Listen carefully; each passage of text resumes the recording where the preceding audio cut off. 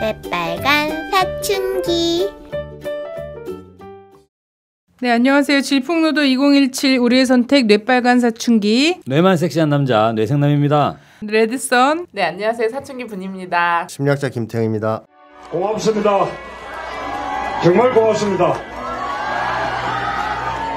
정의로운 나라, 통합의 나라, 원칙과 상식이 통하는 나라다운 나라를 만들기 위해 함께해 주신 위대한 국민들의 위대한 승리입니다. 일단은 박수를 그래도 한번 치고 시작할까요? 네, 좋습니다. 네.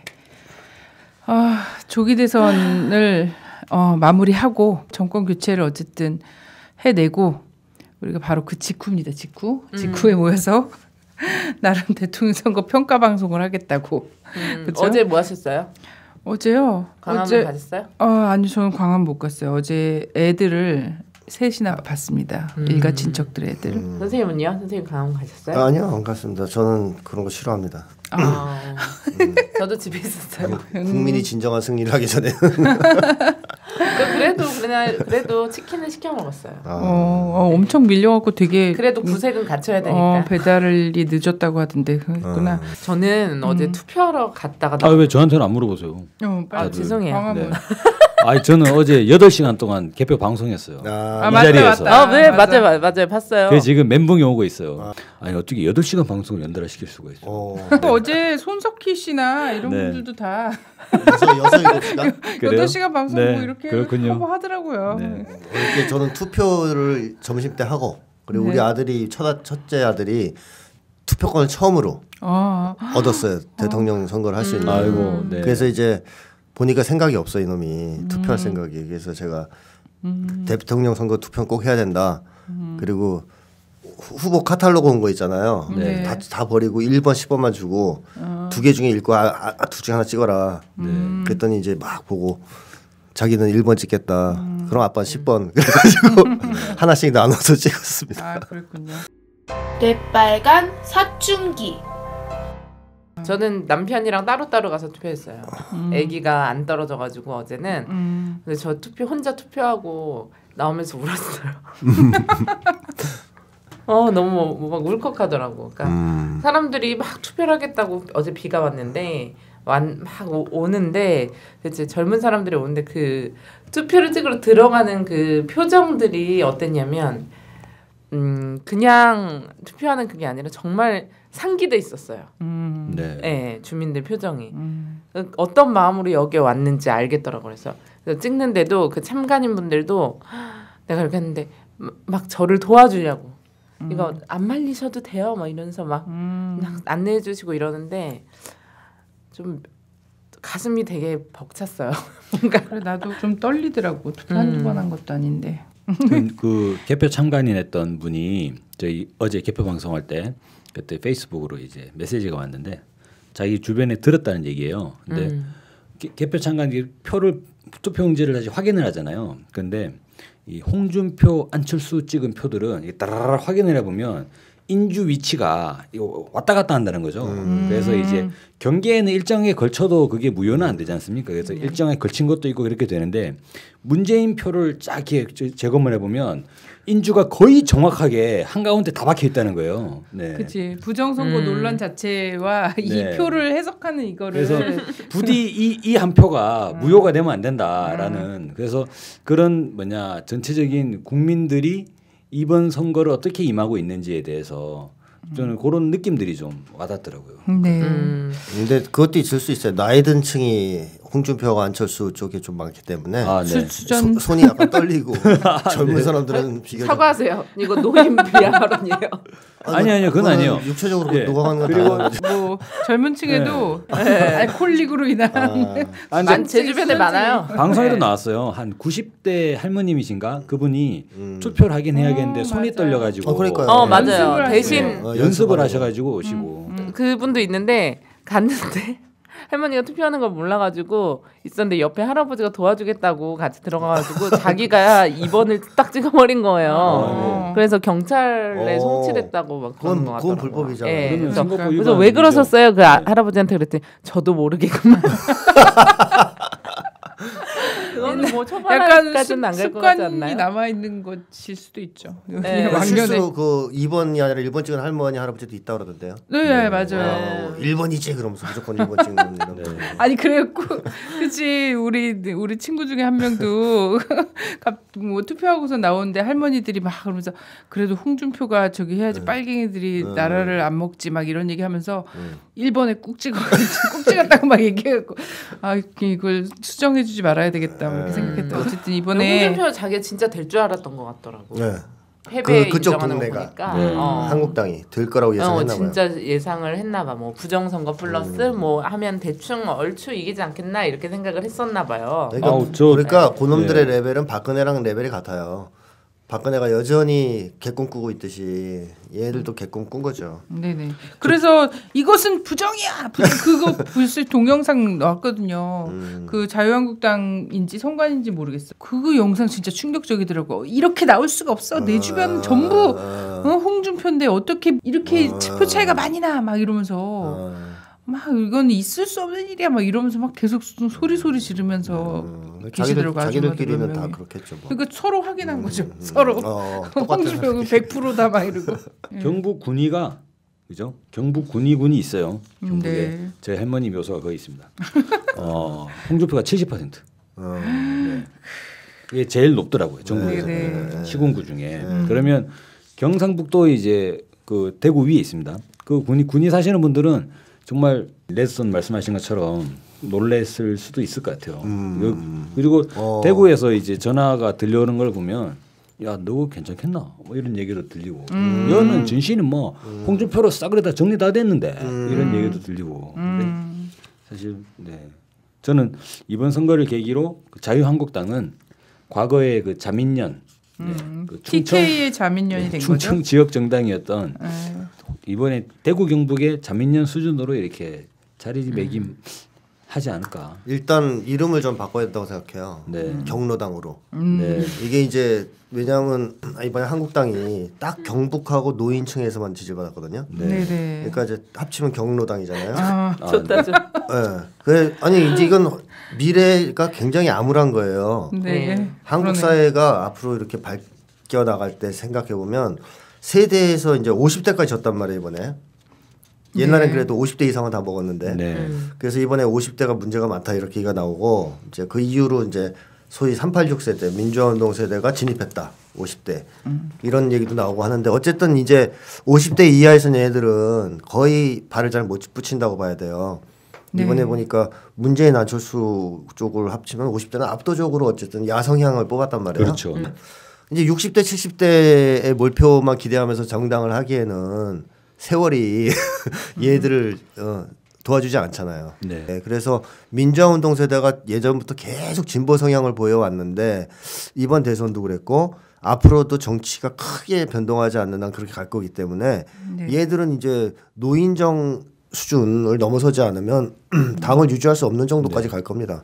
네네. 그 결국에는 이제 내년에 지방선거가 있는데 이 자유한국당이 그나마 이제 유지할 수 있는 지역을 보면 경상북도 북부 지역이죠. 그러니까 경상북도의 이 시골 지역으로 왜냐하면 고령화돼 있으니까 전문표가 나오지 않는데, 근데 대구나 구미 같은 일반 이제 도시별만 보더라도 민주당이 상당히 이제 치고 올라왔죠. 올라왔죠. 네. 홍준표 쪽의 자유한국당 표는 50% 정도에 이제 불과한. 그래서 큰 변화예요.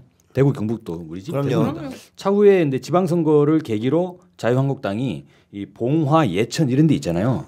경상북도 북부 지역, 네. 대한민국에서 가장 낙후한 지역. 네. 이 지역을 좀 근거로 살아남지 않을까? 네. 그 지방당이 되는 거예요? 그 제가 이 대통령 선택의 심리학에서 뭐라고 예측을 했냐면 네. 경남은 빨리 이탈할 거고 네. 부산은 이미 이탈했다고 봐야 되고 거의 네, 그렇죠. 경남이 제일 먼저 이탈할 거고 그 다음에 최후의 불화가 경북인데 여기도 변화할 것이다라고 예측했지 않습니까? 이제 그게 왜 그러냐면 한국에서 지역주의라는 것의 원동력은 이 강력한 파시즘 세력 혹은 이제 극우 보수 세력이 힘이 있을 때만 작동하거든요. 이게 그러니까 이 대구 경북이 중심이 돼서 강력한 힘을 발휘하면 나머지 쪽은 그 강한 힘 때문에 끌려가는 거란 말이에요. 네. 구심력 때문에. 근데 이 힘이 지금 별로 강하지 않단 말이죠. 네. 그러면 주변부가 일단 떨어져 나갑니다. 네. 그래서 지금 경북 빼고는 이긴 데 없잖아요. 네. 싹 떨어져 나갔죠. 네. 네. 거기에다가 아성이었던 경남이 이제 김영삼 씨가 돌아가셨지 않습니까? 네. 이게 크단 말이죠, 심리적으로. 네. 그럼 이제 이탈 확실히 빨라지거든요. 그럼 부산 돌아서고 경남 돌아서고 마지막 경북만 남았는데 이거는 좀 오래 못 갑니다. 이제 포위됐기 때문에. 네. 옛날처럼 힘이 있고 다른 데서 지지를 받는 쪽, 지원을 받는 쪽에서의 어떤 지역적 구심이 아니고 고립 포위된 지역의 구심이라면 이거는 상당히 와해가 또 빨라지겠죠. 네. 많은 분들이 홍준표 24% 나와가지고 이게 뭐냐 막 얘기하시는데 저는 희망이 있다는 거고 유통기한이 얼마 안 되지 않습니까? 어쨌든 저는 24% 그렇게나 막말을 쏟아내고 별 말도 안 되는 정말 한국 정치 수준의 그냥 밑바닥을 보여줬잖아요. 근데 24%나 나와서 정말 충격이었거든요. 사실 저희 그 딸 초등학교 다니는 딸이 어제 선거 개표 방송을 저랑 같이 자정이 넘도록 보면서 그랬거든요. 아니 어떻게 어른들 중에 10명 중에 2명 이상이 홍준표를 찍었단 말이야? 그리고 믿을 수가 없어. 저는 이번에 이제 이 대선 결과를 한마디로 요약하면 국민의 승리고 민주당의 패배다 이렇게 정리할 수 있다고 보는데 네네. 그러니까 국민이 촛불 항쟁을 통해서 박근혜를 끌어내렸고 70~80%가 거의 그런 사람들이 탄핵을 지지했단 말이에요.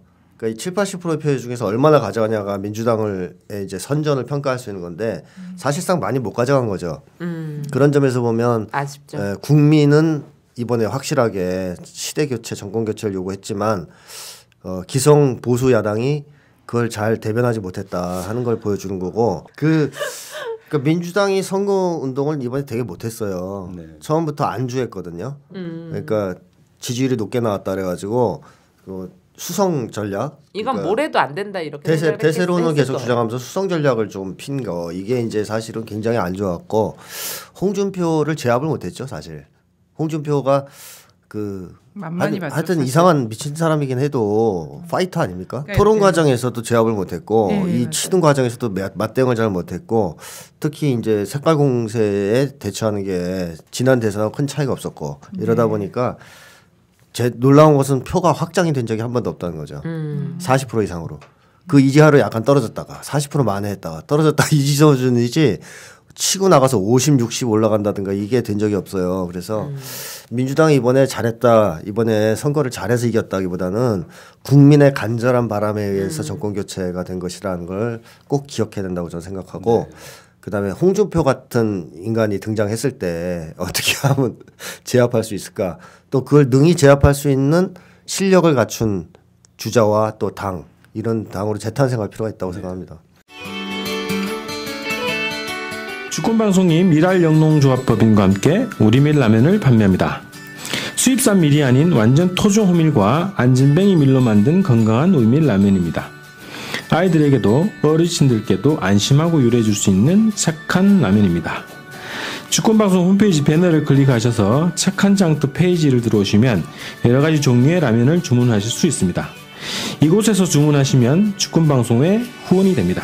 주권방송 애청자 여러분들께 안심하고 보내드립니다.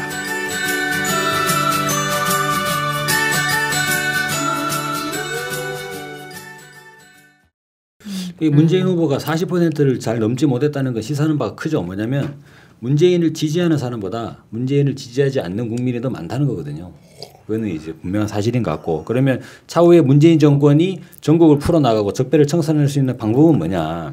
손을 잡아야 된다. 그렇죠. 예, 혼자서 하려고 하면은 이거는 어쩔 수 불가능할 수밖에 없는 거고 좌초할 수밖에 없는 거기 때문에 손을 잡아야 된다. 통합은 다 얘기한단 말이에요. 네. 어제 딱 사실 이제 민주당 경선 주자로 나왔던 사람들이 광화문 무대에 부랴부랴 모여서 또 다 올라갔잖아요. 이렇게 서울시장도 올라가시고 경선을 포기했었으나 근데 그 올라가신 분들도 다 하나같이 막 통합 이런 얘기를 하는데 그분들조차도 통합의 방향이 다 다르거든요. 누구랑 그치. 손잡으라고 얘기하는지. 국민의 이런 지지나 뭐랄까요 국민의 요구를 중심에 놓는다면 손을 당연히 개혁 세력끼리 잡고 적폐 청산을 할 텐데 딱 국회로 들어가 버리면 민주당 그렇죠. 120석 그다음에 한국당이 100석이 넘어요. 107석인가 그렇잖아요. 네. 네네. 이런 상황이란 말이에요. 그러면 오히려 생각이 좀 짧아지면 협치를 얘네랑 해야 된다고 생각할 수도 있어요. 그리고 또 안철수한테 네거티브를 너무 많이 해놨기 때문에 이쪽이 감정이 안철수 삐졌어. 완전 삐졌어. 네, 감정이 많이 상해. 이제 지난 대선 때도 삐졌었답니다. 단일화 실패했을 때. 그때 나갔잖아요. 네, 그때도 그랬고 그다음에 이번엔 더 감정의 골이 깊어졌기 때문에 이걸 어떻게 손잡아야 될 것인지도 이제 앞으로 과제고 그래서 이 민주당을 견인하는 것이 앞으로 과제가 될 수 있다. 특히 또 안철수가 바른정당이랑 이런 데 합당을 해서 살 길을 모색하지 못하고 않고 차라리 개혁진영이랑 연합을 시키도록 압력을 가할 숙제가 지금 제기되고 있다고 봅니다. 아 정말 제대로 된 진보정당 하나만 딱 나왔으면 좋겠다. 정말 간절하다. 네, 근데 이제 저는 우리 국민들이 그것까지 알고선 찍은 거거든요. 네, 저는 너무 절묘하다고 생각했거든요. 그러니까 민주당이 이렇게 가게 되게 힘든 태생적 한계가 있다라는 것을 그리고 지금까지 보여준 바가 그렇고 이걸 알면서 지지한 거죠. 그러니까 많이 안 준 거죠. 40 준 거죠. 그러니까 어떻게 하면 되니까 자신 있다. 국민들은 이제 좀 자신 있다 이런 게 있는 것 같아요. 그리고 민심을 역행하면 살아남지 못하는 게 네. 이번에 그 국민의당의 몰락으로 드러나지 않았습니까? 사실 지난 총선 때 국민의당이 좋아서 찍은 게 아니잖아 호남이. 그럼요. 민주당이 너무 바보 같으니까 네. 싸움을 못하니까 찍어준 거거든요. 그러니까 얘들은 또 신났어요. 호남이 찍어주니까. 아 호남은 우리 거고 나머지만 잡으면 돼. 이래서 이제 소위 보수 아부 전략을 쓴 거 아니에요. 네. 안철수가 보수표를 끌어올라고. 그때 호남이 저놈 봐라. 이번에 안 찍어줬거든요. 네. 이게 국민의 민심의 바로미터다. 저는 그 얘기 계속했거든요. 정말 이분들은 그냥 찍는 게 아니에요. 호남 사람들은 정치 의식이 사실 되게 높거든요. 정말. 그렇죠.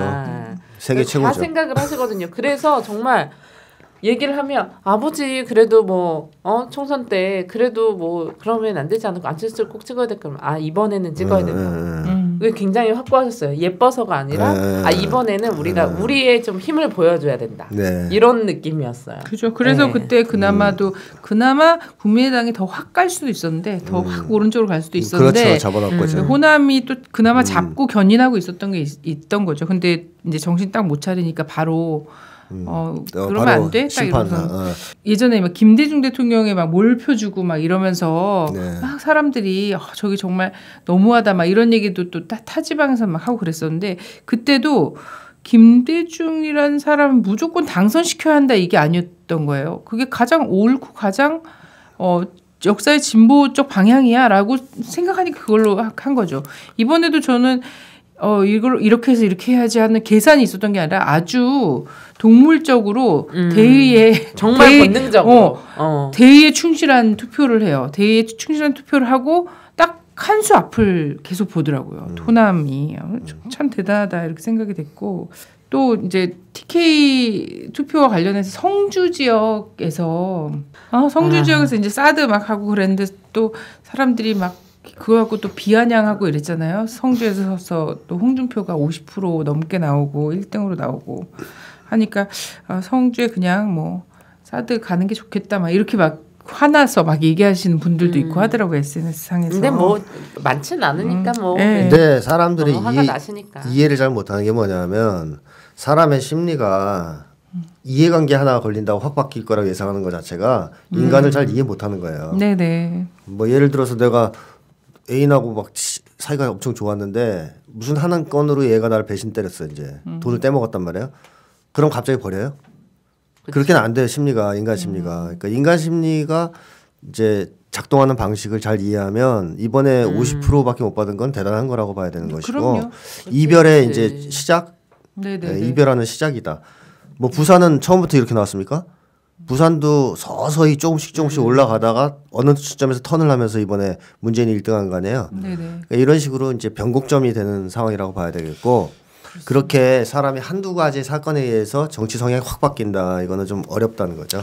그 전에 그 성주 마을회관 우리 알잖아요. 박근혜 사진 이따만한 거 걸어놓고 있었던데 네. 거기 사실 거의 네. 87%인가 이 정도를 박근혜한테 몰표 줬던 지역이거든요. 네. 근데 거의 90%에서 50%로 떨어졌다는 건 그렇죠. 반토막 난 거잖아요. 그래서 그렇죠.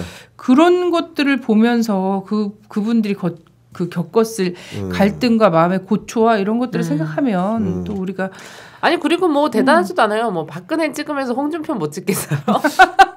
아니 그리고 이제 그것도 있습니다. 야당이 사드 문제에 대해서 대처를 잘 못했기 때문에 맞아요. 정말 예를 들어 문재인 후보가 성주에 가서 그쵸. 사드 반대를 외치고 주민들과 같이 했다.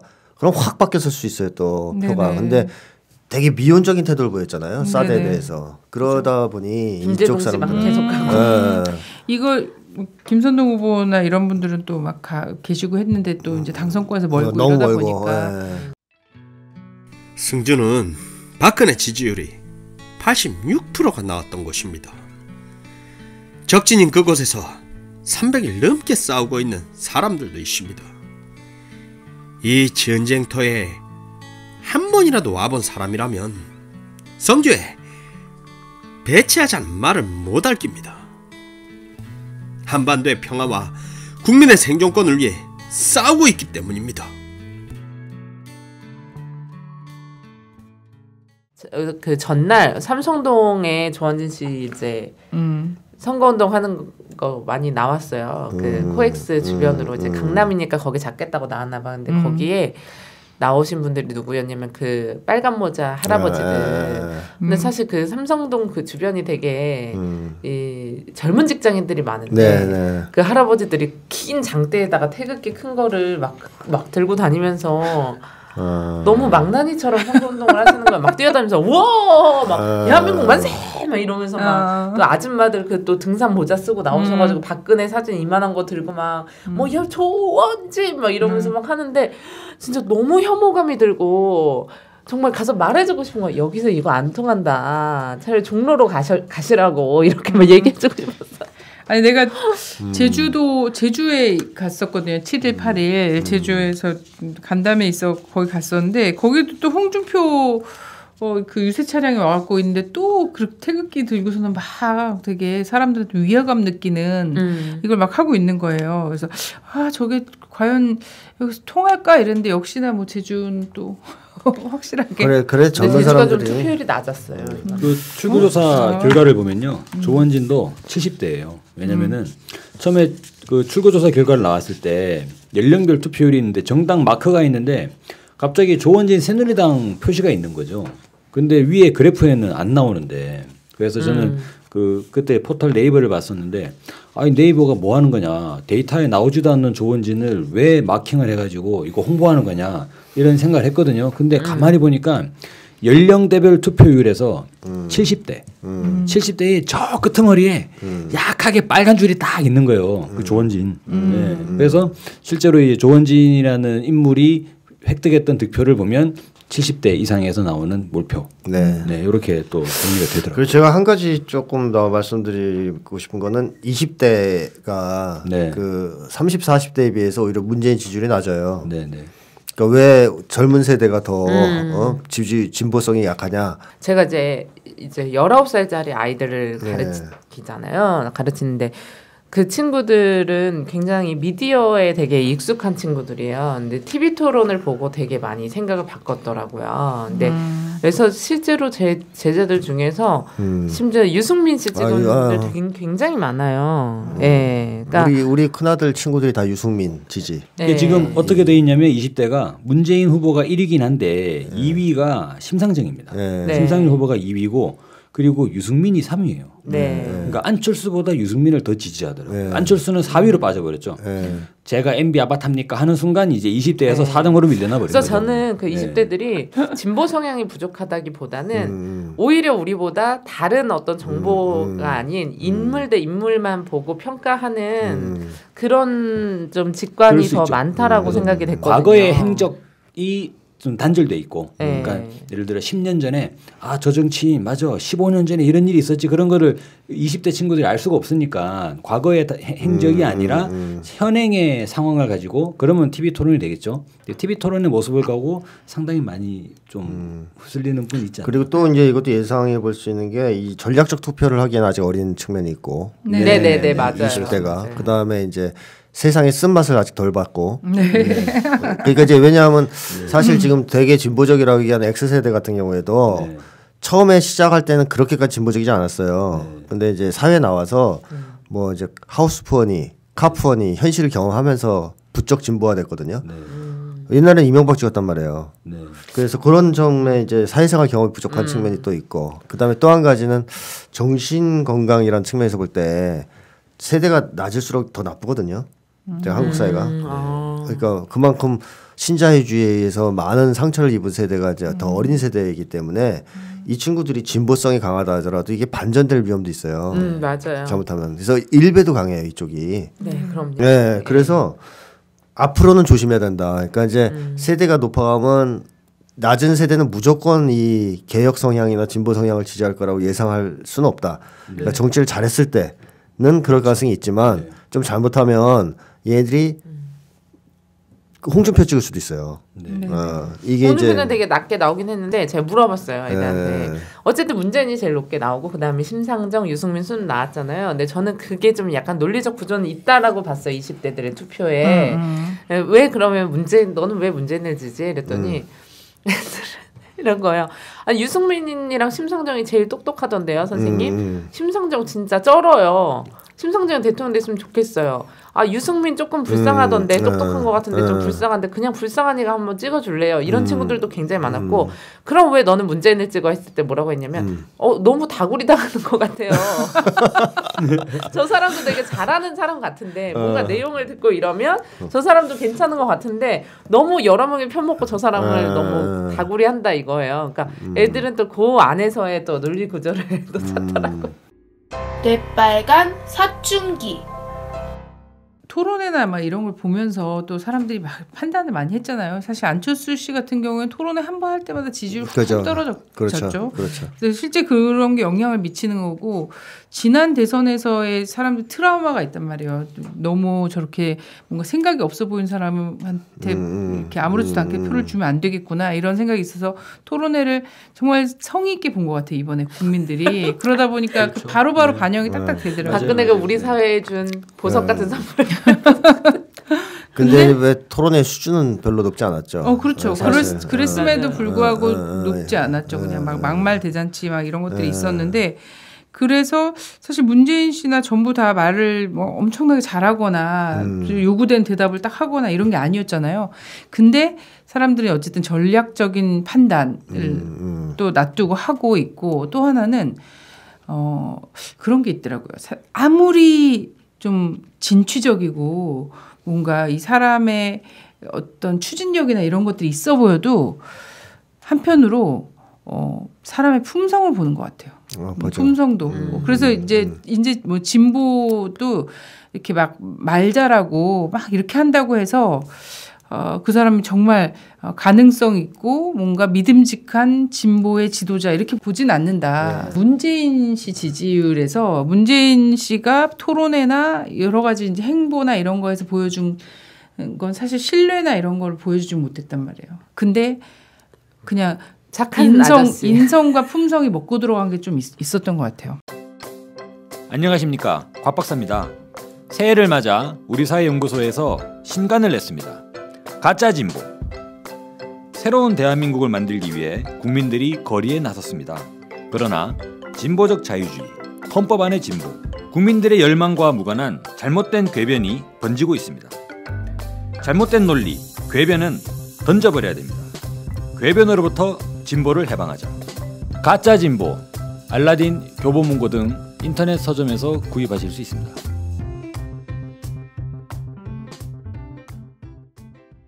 이번 대선에서 적폐 세력에 대한 내용을 또 봐야 될 것 같아요. 많은 분들이 홍준표의 득표에 집중하는 경향이 있는데 약간 좀 우리가 시야를 넓혀보면 보수 그리고 기득권 세력에는 유승민도 있었죠. 네, 맞아요.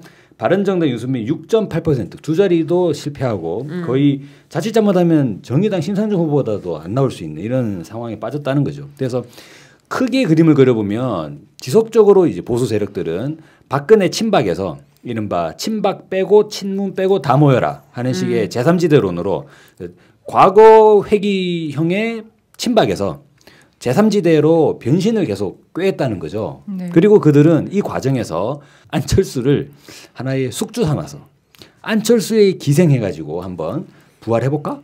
이런 계획도 했던 것 같아요. 네, 그런데 네. 이번 대선을 거치면서 안철수, 홍준표에게도 밀려버렸습니다. 그래서 저는 적폐 세력들이 새로운 변신의 실패한 대선 아니냐 이게. 그리고 지난 친박 그리고 이제 박근혜 이미지가 홍준표로 그대로 남아버리게 되는.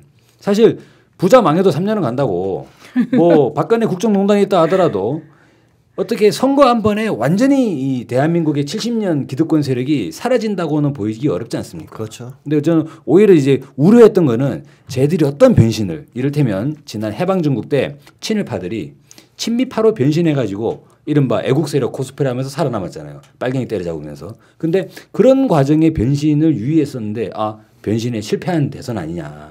네네. 이것도 하나의 의미라고 봅니다. 네네. 사실 메이크업을 좀 시도를 한 거죠. 메이크업을 시도했는데 생얼을 그냥 생얼 간 거죠. 화장이 안 먹혔어. 네. 그리고 결국은 다시 친박 이 얼굴로 자리를 딱 대표 주자로 그냥 된 거죠. 국민들의 네. 눈썰미가 너무 높아졌어. 네. 너무 좋아졌어. 얘네 성형하려고 하네 이걸 미리 알더라고 국민들이 다 파탄을 내는. 하여튼 전 전반 과정에서 가장 아쉬웠던 거는 진보를 좀 대표할 만한 뭔가 좀 덩치가 되는 이런 정치 세력이 있었으면 정말 좋았겠다. 모이지 않으면 사실 안 되죠. 예전에도 흩어지는 거 다 모으면 딱 어느 정도였냐면 민주노동당 통합진보당 시절에 그래도 그나마 이제 가장 안정적으로 진보 정당이 좀 위치했을 때가 민주노동당 통합진보당까지의 2000년부터 2012년 뭐 요때까지죠. 네네. 예, 요때까지인데 거기서 가장 많이 나왔을 때가 한 13% 정도였거든요. 네. 근데 그 사이사이 중간에 뭐 좀 분열이 됐었잖아요. 근데 분열되고 난 그 상황에서도 각각의 지지율을 다 모아보면 약 13% 정도였어요. 그러니까 되게 고정 지지율이 있다는 거예요. 국민들 안에서 이런 게. 근데 이번에 그런 게 전혀 발휘되지 못했거든요. 사실 또 그런 반론도 있어요. 대선이기 때문에 네. 대선은 사표 심리가 작동하고 그래서 총선이나 지방선거만큼 이 진보 정당의 득표가 안 나온다는 논리도 있는데 그래서 또 얘기하지 않습니까? 대선 후보 중에는 심상정 후보가 제일 많이 받지 않았냐. 근데 사실 우리가 촛불 국면을 또 이야기하지 않을 수 없죠. 그렇죠. 지금이 박빙이냐. 예전에 나왔을 때하고 완전 다르죠. 이번에는 오히려 진보 후보가 상당히 약진할 수 있는 기회였지 않습니까? 그 말씀하셨던 김정세 말씀하셨던 문재인 캠프의 모자란 점들을 정확하게 지적해 주면서 이끌어 견인해 나가게 되면 진보의 이런 경쟁력과 매력에 대해서 국민들이 열광을 했을 것 그렇죠. 같은데. 네네. 근데 어쨌든 현황은 뭐였냐면 문재인이나 민주당도 매우 부족하고 예, 촛불에 이런 것들 담는데 매우 부족하기 때문에 압도적 지지로 문재인을 그 정권 교체를 만들어서 그걸로 할 수밖에 없다. 왜? 진보가 준비가 안 됐다라는 거예요. 그러니까 준비된 진보가 있었으면 그걸 통해서 약간 모자라는 어떤 부분을 여기에 힘을 실어서 할 수 있는데 진보가 국민들의 마음을 담을 수 있는 수준으로 준비가 마련이 되지 않는 거예요. 네, 저는 심상정 씨가 이제 홍대 거리, 뭐 신촌 거리 이런 데 젊은 층을 만나서 유세할 때 어떤 생각이 들었냐면 저기 가 있는 것보다는 성주라든가 크레인 고공농성장이라든가 이런 데서 싸워주는 모습을 보여줬으면 더 많은 사람들이 지지할 텐데 이런 좀 아쉬운 생각 들었어요. 헌법 안에서만 다니신 거예요? 네, 그러신 것 같아요. 근데 하여튼 저는 심상정 씨가 이제 장기적으로 이제 어떻게 성장할지는 모르겠는데 이분 스타일도 확장성이 높은 스타일 아니에요. 그 엄한 사감 스타일이랄까? 네, 맞아요. 그죠. 도서관에서 이렇게 탁 몽둥이 들고 막 똑똑하잖아요. 선생님이니까 잘 가르치고. 그 대신 이제 혼나면 한 대씩 탁탁 때리고 인간미가 이렇게 물씬물씬 풍기는 스타일이 아니거든요. 따라서 확장성이 이렇게 높은 사람은 아니다. 근데 또 그런 것도 있습니다. 전반적으로 민주당도 그랬고 더민주도 그랬고 국민들이 뭐 이걸 기를 쓰고선 채워줬으니까 그런 거지. 더민주도 그렇고 진보 정당들도 그렇고요. 선거 운동 방향이 너무 향방 없지 않았나 이런 생각이 들어요. 그때 너무 까는 게 달랐던 거예요. 심상정도 마찬가지였던 것 같고. 일단 대고 보자. 마음이 너무 컸어. 당장 단타성 어떤 싸움만 한 거죠. 뭔가 쭉 그 적폐와 가장 잘 싸우는 사람이라는 것을 내세운 사람이 없어요. 일관성이 있는 어떤 메시지. 네네. 그리고 뭐 자기 의견의 전달 네네네. 이런 것을 하려고 하기보다는 순간순간 표계산을 좀 많이 하는 모습을 보였죠. 네네. 대선에 대한 전략적 프레임이 약했다고 판단이 되고 이번 대선의 성격과 이번 대선의 성격 규정에서 약간 좀 미스매치가 있지 않았나. 그러면 흔히 보면은 왜 진보 정당 하시는 분들이 그런 게 없을 수가 없어요. 이번 정당의 목표 그리고 이제 뭐 우리의 뭐 방도 뭐 이런 게 있잖아요. 그런 게 있을 텐데 그런 부분들이 실제 민심과 약간 이제 맞지 않는 부분이 나타나다 보니까 조금씩 변형이 나타나고 그래서 정의당의 TV 토론에 보더라도 회차마다 보면 어떨 때 보면 심상정이 완전히 달라진 모습을 보였다가 이랬다가 저런 모습들이 좀 나타나죠. 그리고 마지막에 말씀하신 것처럼 유세 과정에서 사실상 좀 뭔가 너무 계산적으로 보일 수도 있고 그죠. 유승민 지지하고 막 이런 네네 이런 게 너무 드러나 보이니까 그래서 유승민이 더 많이 나왔어. 유승민이 더 심상정 후보를 앞질른 적이 없었잖아요. 그래서 정의당 분들이 그런 말씀들을 많이 하시더라고요.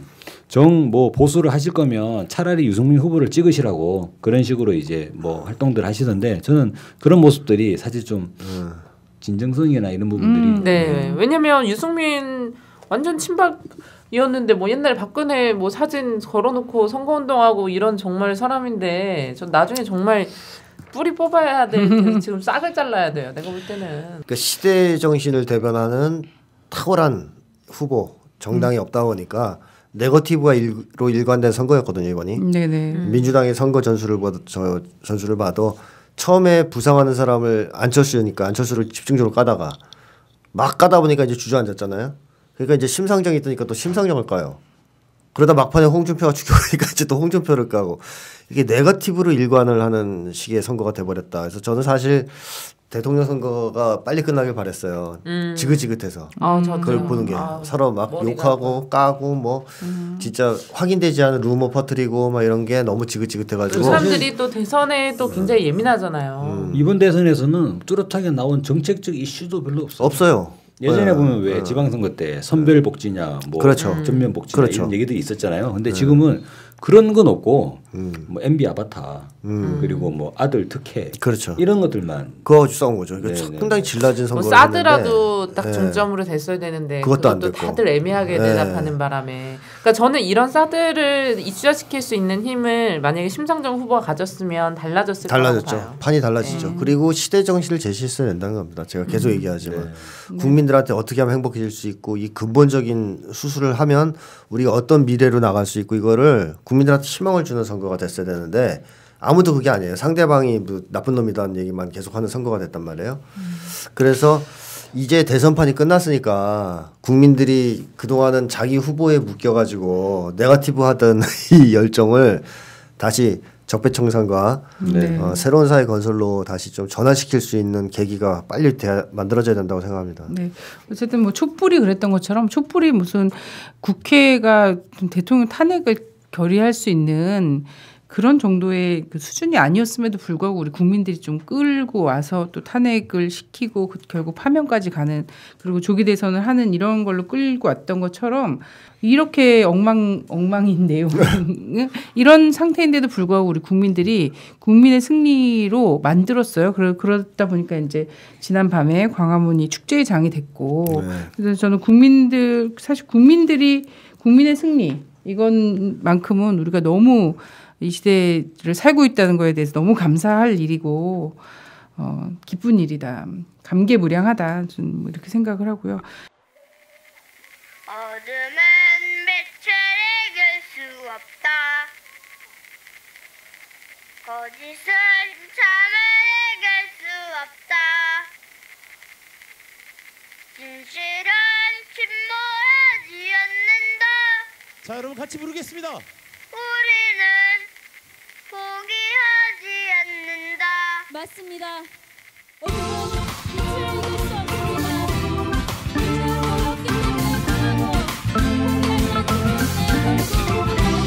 어둠은 빛을 이길 수 없다.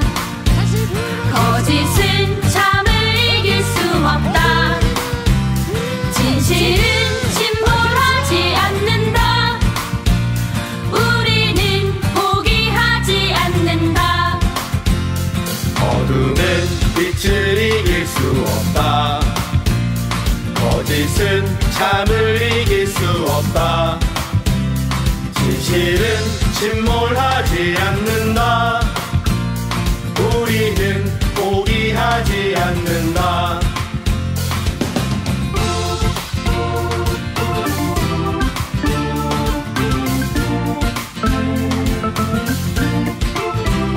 어둠은 빛을 이길 수 없다. 거짓은 참을 이길 수 없다. 진실은 침몰하지 않는다. 우리는 포기하지 않는다. 어둠은 빛을 이길 수 없다. 거짓은 참을 이길 수 없다. 진실은 침몰하지 않는다. 우리는 포기하지 않는다.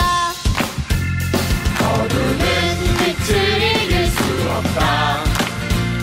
거짓은 참을 이길 수 없다. 진실은 침몰하지 않는다. 우리는 포기하지 않는다. 진실은 침몰하지 않는다. 우리는 포기하지 않는다.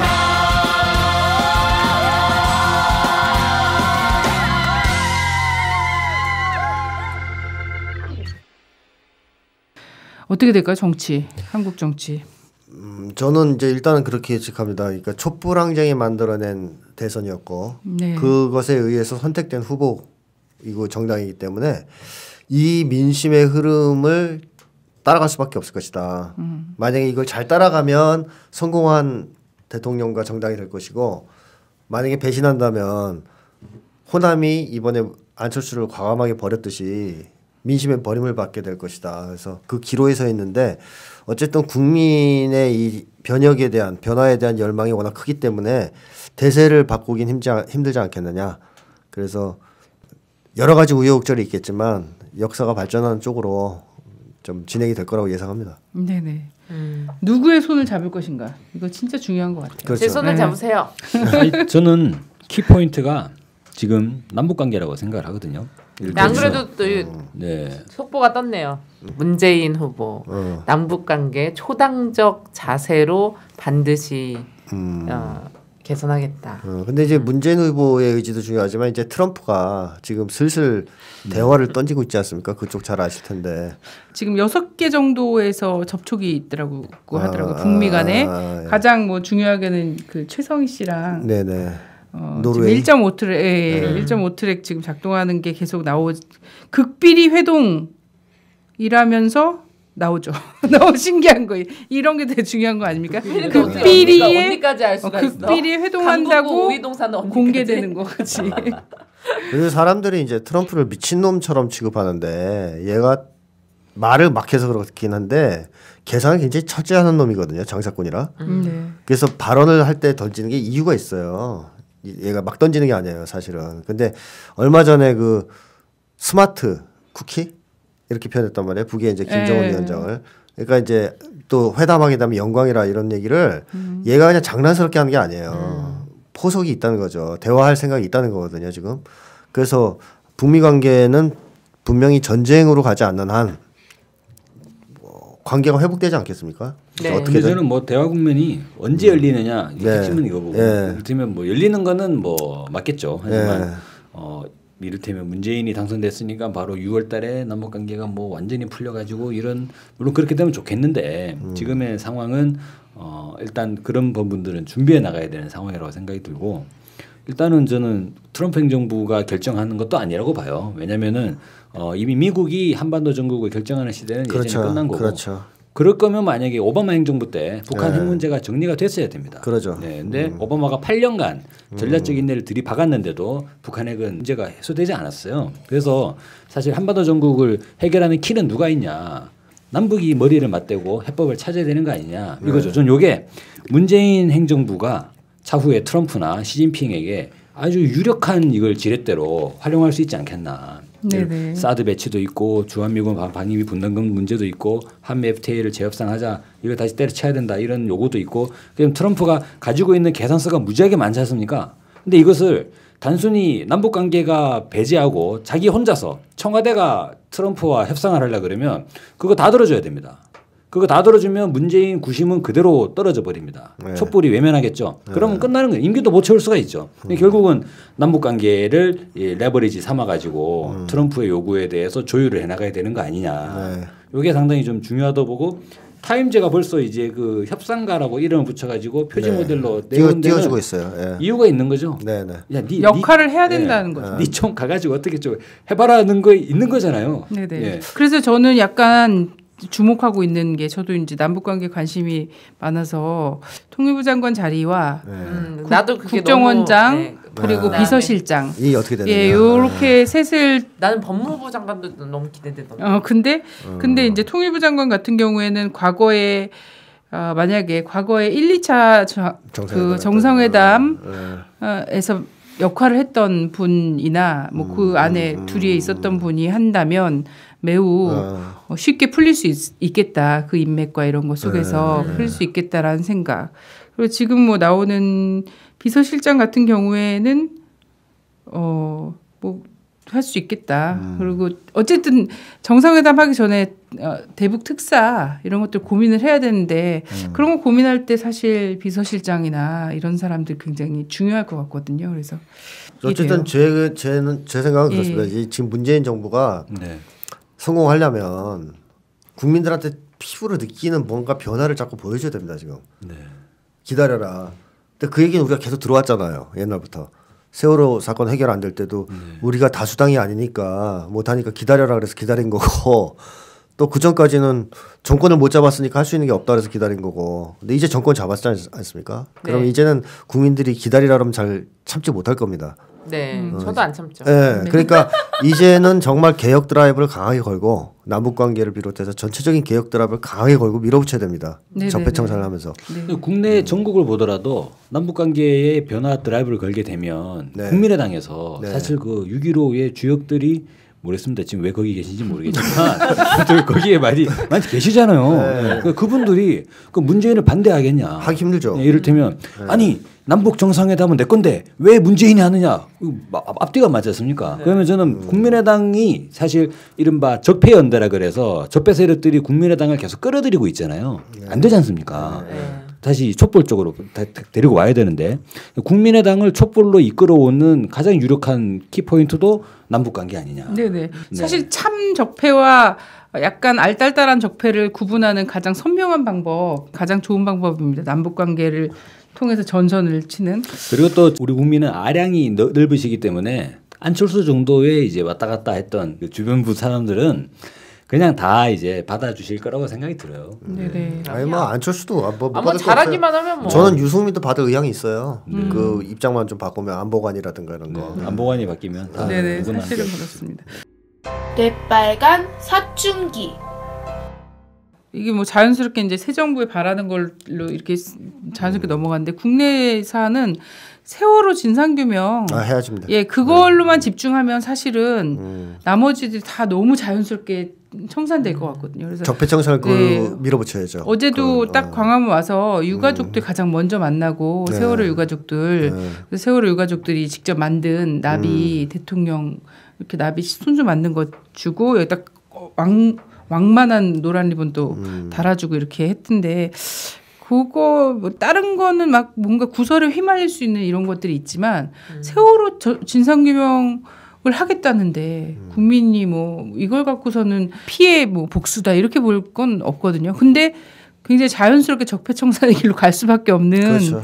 예 거기 때문에 세월호 대통령 7시간 뭐 그 남은 것들 다 이걸로 집중하면서 한반도 전반 동북아에서는 이제 남북관계 개선의 길 이러고 잘 가져가면 정말 그게서 탄력이 받고 또 하나 제가 얘기하고 싶은 거는 기층 민주주의를 지원해줘야 됩니다. 문재인 정부가. 기존의 정권들은 기층 민주주의의 실현을 악착같이 방해해왔지 않습니까? 뭐 노동자들이 노동조합 만들고 경영에 참가하고 이런 것을 철저히 탄압해왔거든요. 그러다 보니까 노조도 더 어용화된 게 있어요. 네. 이게 대중성이 없으니까 소수화되면 타락하는 경향이 더 심하거든요. 그래서 기층에서 민중들이 스스로 자기 영역에서 민주주의적 권리를 행사할 수 있게끔 제도적으로 또 정책적으로 지원을 많이 해줘야 된다. 그래서 이게 살아나기 시작하면 적폐청산도 탄력을 받을 수 있고 개혁 정부가 뭐 사면초가의 상태에서 포위당해서 좌초하는 일도 막을 수가 있지 않습니까? 그러니까 예전에 노 전 대통령이 부탁했던 유지라 그럴까요? 깨어있는 시민의 조직된 힘이 없으면 안 된다 이런 얘기를 했는데 이번에도 똑같아요. 그게 없으면 어차피 이 다수당인 이제 여당이 아니기 때문에 한국당의 눈치를 볼 수밖에 없습니다. 네. 국회에서만 처리하려면. 그래서 기층 민주주의를 강화해줘야 곳곳에서 이 적폐 세력이 깨지면서 사회가 민주화되기 때문에 여기에 대해서도 우리도 노력해야 되고 문재인 정부도 지원을 좀 많이 해야 된다 하는 생각입니다. 뇌빨간 사춘기가 올해 조기 대선을 맞아서 대선 특집으로 이제 적폐청산 프로젝트 이렇게 해서 뇌빨간 사춘기라는 제목으로 지금 한 2달 넘게 달려왔는데 하여튼 보람된 마무리가 된 것 같아서 다행입니다. 국민들과 함께 요거라도 얹을 수 있어갖고 참 다행이라고 생각하고요. 저 지난 대선 때도 방송했었거든요. 대선 방송. 네, 그때 울었지. 밤새도록 울었지. 그래요.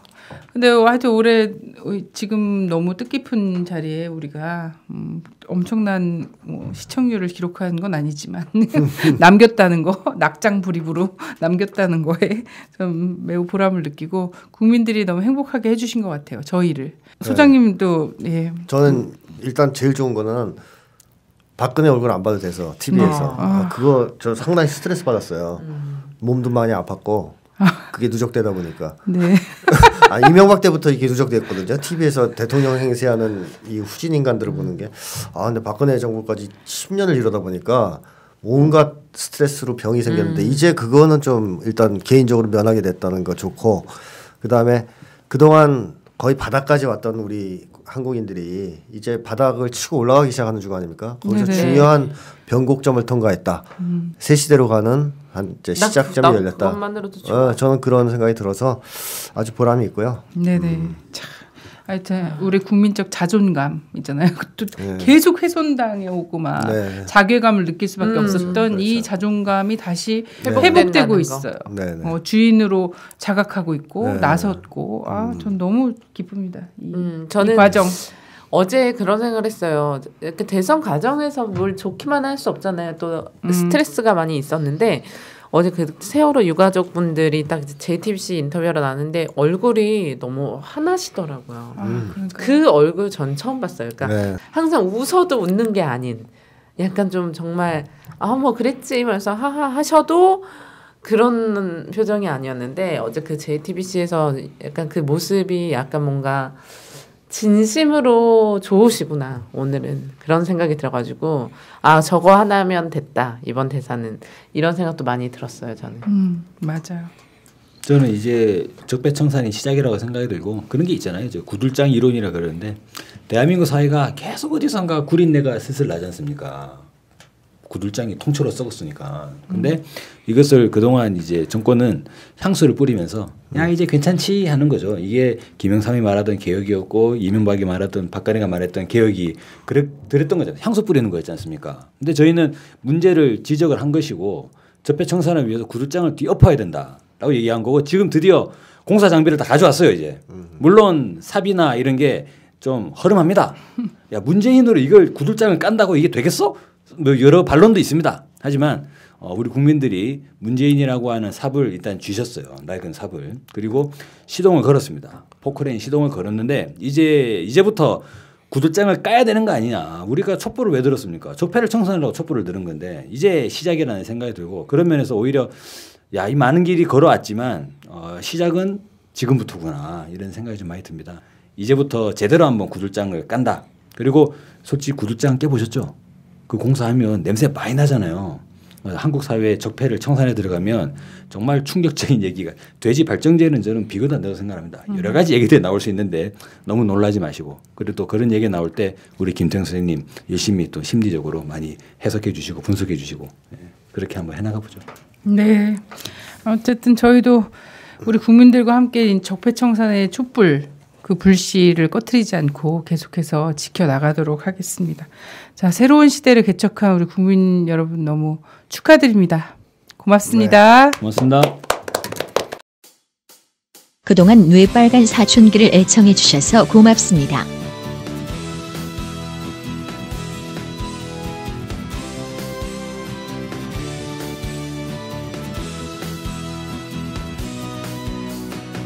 미친 대통령 하나 끌어내려 촛불 든 게 아니야. 최순실 따위 때문만이 아니야. 우리 아이들이 대대로 살아가야 하는 이 나라 이대로는 물려줄 수 없기 때문이야. 한 번도 청산하지 못한 친일파 그 찌꺼기 새누리 조중동 재벌 권력의 개노릇하는 경찰 검찰 만악의 뿌리 국정원까지 이제 쳐낼 것은 쳐내고 이제 버릴 것은 버리고 제대로 다시 만들자 당당한 대한민국. 우리 아이들을 위해서 새로운 세상을 향해서 우리는 끝까지 간다. 촛불이 이긴다. 미친 대통령 하나 끌어내리려 촛불 든 게 아니야. 최순실 따위 때문만이 아니야. 우리 아이들이 대대로 살아가야 하는 이 나라 이대로 물려줄 수 없기 때문이야. 한 번도 청산하지 못한 친일파 그 찌꺼기 새누리 조중동 재벌 권력의 개노릇하는 경찰 검찰 만악의 뿌리 국정원까지 이제 쳐낼 것은 쳐